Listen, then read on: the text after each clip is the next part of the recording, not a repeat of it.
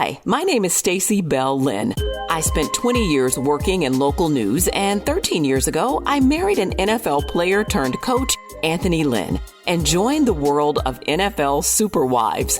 I've always loved hearing about the life behind the headlines. It's where you find the common thread that connects us. That's what I want to do here. My husband played and coached for the Broncos and 49ers. He's currently the running backs coordinator for the Commanders. We've moved 6 times across the country for his various jobs. When I first met my husband, I didn't know anything about football. I just loved the commercials and the snacks. Well, trust me, that's changed. In my new NFL world, the wives became my family and confidants. It is a sisterhood that transcends teams and rivalries. In each episode, I'll talk with a significant other of a player or coach, the football wives who hold it all together. We'll get real and give you a behind-the-scenes glimpse of it all. This is the world that I want to share with you. Welcome to Super Wives of the NFL, their inside stories. Let's kick it off. Hey everybody, we're back with Haley Elwood, NFL sideline reporter, for another edition of Sideline Queens. And I am dragging today, disclaimer, we tape on Tuesdays, and we had the Monday night game. It was wet, it was rainy, it was cold, and we lost. Other than that, it's how are you doing, Stacey? Yay! It went down to the wire, Commanders and Bears. Yeah, it totally did. And I think, for different ways than it did last year, right? Obviously, which is kind of funny. But I know I before we even hopped on, I was like, have you dried off yet? Because it just did not look fun out there. It was not. Yeah, no, it was not. And I think anyone who, I will say this though, with the trend of new stadiums going into effect, and all these stadiums are now kind of being used as like multi-purpose spaces to house concerts and league events and things of that sort. Most of them are getting roofs put on top, and I forget what the plan for the Commanders' future stadium is. But I do, and this is the Southern Californian in me, I'm like, I love weather games because we never have them out here. Very true. Yes. I do but then you watch last night's game and you're like, oh my gosh, that weather is just so miserable, because there's nothing worse than just being cold and wet. And then obviously it played a factor into, unfortunately, how that game ended for the Commanders, with the handoff from Jaden Daniels, to Bill, as he is now known, which Bill, didn't really happen. And unfortunately, there was a fumble there. Chicago, as we know, gets the ball back, goes downfield, and Jake Moody ends up kicking a field goal to win after missing one earlier in the game. And he was a very surprise start. I think no one really expected him to have that start for the Chicago. But, as we said, this is one of those games you just sort of, luckily it's a short week for the Commanders, and you just move right along and see what happens from here. Put it behind you and see what happens in Dallas. So there was an upset last night, or I thought it was an upset when I saw the score. The Bills, oh my gosh, help me out here. Yeah, Bills falling to the Falcons, which I think was a massive upset. And I think upsets kind of were, a bit of a trend in week 6. And we'll talk about another one that happened so early on. But the Falcons defeating the Bills, really, it just felt like the Bills were rarely ever in that game, and they really had no answer for Bijan Robinson, who just had an incredible game for Atlanta.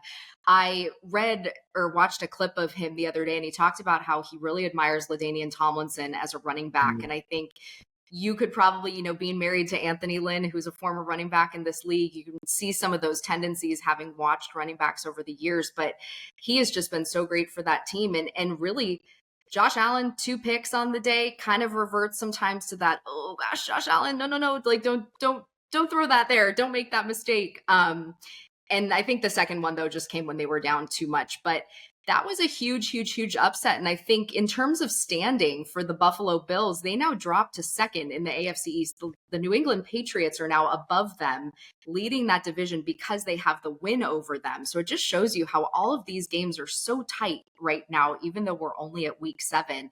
The Bills also, I was reading something, the games that they have won, they've beat pretty not so great, to put it nicely, teams in this league right now, with teams that just don't have, I think they have a combined 3 wins in terms of their record. So it's almost like, are they just beating the bad teams? Are they struggling against the good teams? Atlanta, though, sort of one of those mid teams right now, but as they move on, it'll be interesting to see how they can kind of pick it up from here. They do have a bye this week, which I think will be really, really good for them in terms of needing to reset coming off 2 straight losses. Okay. And I feel like, the word of the week for last week in the NFL was upsets. I feel like we saw a handful of upsets. Yep, absolutely. Another one started super, super early Thursday night football, which feels like it was eons ago at this point. But the Giants defeating the Eagles 34-17 on Thursday night football. Just an absolute coming out party for Cam Scatterbo and Jackson Dart, 2 rookies who have just really made their mark once Brian Daboll and the Giants made that switch to Jackson Dart from Russell Wilson. Scatterbo had 3 touchdowns. Jackson Dart is playing really, really good football. And they won that game without Malik Neighbors, who tore his ACL against the Chargers a week prior, or 2 weeks prior, excuse me. And you just kind of look at them and go, okay, they're finding ways to win.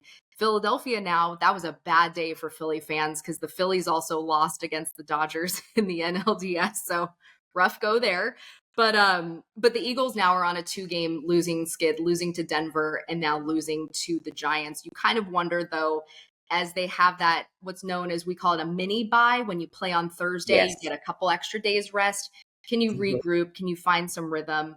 And they have a tough one this week coming up against the 4-2 Vikings. So it's not like things get any easier, though, for Philadelphia moving forward.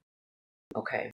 And the other game you mentioned, the Lions. We were talking about the Lions Chiefs. That was a big game on Sunday night. I felt like it was going to go either way. Totally. And I think we saw the best of the Chiefs come out, and you and I talked about this last week. Sometimes it feels like when they've got a little thing going for them, they kind of take a step back, but they got that mojo going for them again. And I saw some clip of Kyle Brandt from Good Morning Football saying, guys, do you really want to let the Chiefs back into the club? Because we know what they're capable of doing. And I think that's such a funny way of putting it. They also will get their wide receiver, Rashee Rice, back this week, who has been suspended for the first 6 games of the season. And that's just a huge boost to that offense because they've been doing it without him. They've had some other injuries. Xavier Worthy at one point had missed some time. So can the Chiefs now get a little something going? And as for the Lions, they dropped to 4-2, which isn't terrible.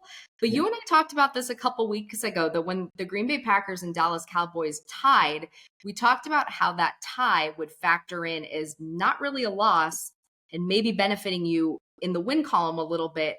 And the Lions, by losing to the Chiefs, have now dropped to 4-2. The Green Bay Packers are 3-1-1 and actually lead the NFC North. They're now above the Lions purely because they have a better win percentage, because that tie doesn't count as much as a loss. So here we are in week 7, and it already kind of matters. That's so interesting. We're week 7 already. Mm-hmm.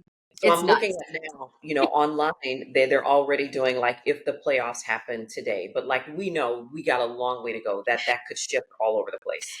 It totally can. And I think one of the funniest things I've seen on Twitter over the last, or X as it is now known, over the last 24 hours is the AFC standings.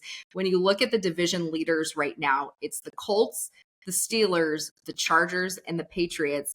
And people are making jokes like, is this 2006 again? Like, is this 2007? The days of, Peyton and Ben and Rivers and Brady. It's just kind of funny to see those sort of almost like throwback mid-2000s teams be leading those divisions. There is still a long, long way to go. But the AFC, though, you have, I'm going to count really quickly, 1, 2, 3, 4, 5, 6 teams that have 4 wins right now. And we know that a lot is going to happen because those teams, many of them will be playing each other over the next few weeks. And then the Chiefs are sitting at 3-3 right now. They are the 8th team out currently of playoff contention if the playoffs started today. But as we said, there is so much football left to be played, and it starts right now in week 7, just a couple days away. So what are the matchups, if we want to know what's going on this week, what are the matchups coming this week? Because I promise you, I'm so out of it. I only know that the Commanders play the Cowboys, which is going to be big because, we always play each other hard and we're both coming off losses. So totally, such a huge divisional game for you guys, obviously. And like you mentioned it, when you have 2 teams that are coming off losses and sort of trying to fight for what that win is going to be and what that win will mean, it adds a little extra oomph, I think, to those games. But I think I'm going to start really briefly just talking the London game, which is Rams at Jaguars. It's just the only reason I bring it up is it's 2 4-2 teams. It's really not the sexiest matchup of the weekend by any means, and it's an AFC NFC matchup. But it could mean a lot in terms of whoever wins that game could absolutely make leaps within their own division and within their conference as well. Then I'm going to go Colts at Chargers, and this is a mid-afternoon game on Sunday. The Colts are 5-1. The Chargers are 4-2. They both are coming off narrow wins to not so great teams in week 6. So the Colts beat the Cardinals 31-27, and the Chargers beat the Dolphins 29-27. So when you look at the Colts, in my opinion, Jonathan Taylor has had such an incredible year. He had 123 yards and a touchdown last week, averaging 6 yards a carry. Their offense is the number 1 scoring offense in the NFL, which means they are putting up the most amount of points. They are just getting the job done week in and week out. And they only have 1 loss on the season. And when it comes to Daniel Jones, Indiana Jones, I love it, as they now call him, who stepped in. He has only been sacked 5 times in 6 games. So can defenses get pressure against that offensive line? They're also led by Shane Steichen. You and I both know him very well. Former Chargers longtime coach and offensive coordinator who's going to come in and face his old team. The Chargers, though, like I said, coming off a very, very narrow win to the Dolphins that really was just made possible by this insane connection from Justin Herbert to Ladd McConkey, who took a pass 40 yards down the field to be able to get Cameron Dicker in field goal position. Can they get that pressure on Daniel Jones?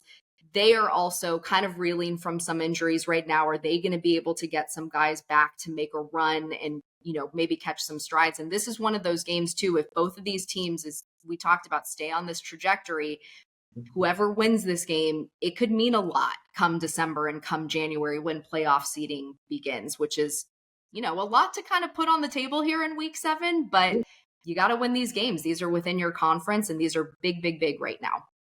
It's so crazy. Maybe it's not crazy because you always have those unexpected teams like I think we were last year. But at the beginning of the season, do you think anyone could have predicted, like, say, the Colts being where they are in terms of wins and losses?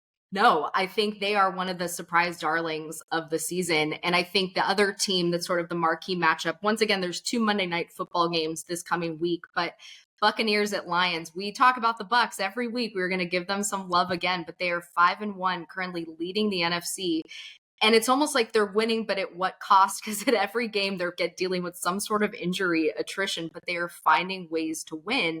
And they are, again, one of those teams, like when you think of the NFC, you think of the Lions and you think of the Eagles, and the Bucs have won their division, but I don't think off the top of your head, as we've said, you're naturally sort of thinking about them. And the way that they're winning these games last week, Baker Mayfield is playing without his top 4 receivers right now. There's no Mike Evans. There's no Chris Godwin. There's no Jalen McMillan. And then Emeka Egbuka goes out in last week's game and is now expected to miss some time.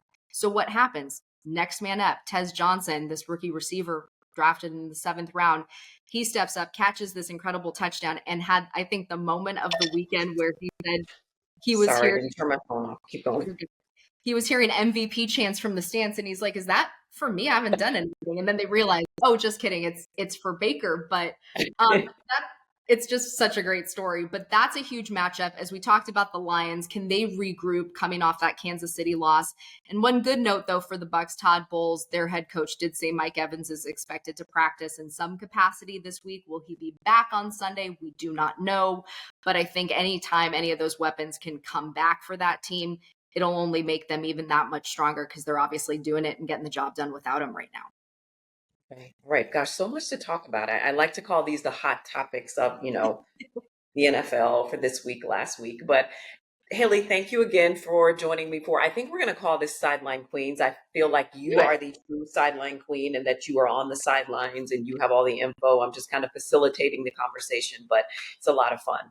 You're in it in your own right. And hey, as we've said, when you're on the sideline at SoFi and there's a little bit of that roof above you, we'll take it, because I will say it's pouring out here in Southern California today, which is very different and not what we're used to. But hey, I appreciate it, Stacey. It's always a joy joining you and doing this every week. It's so much fun.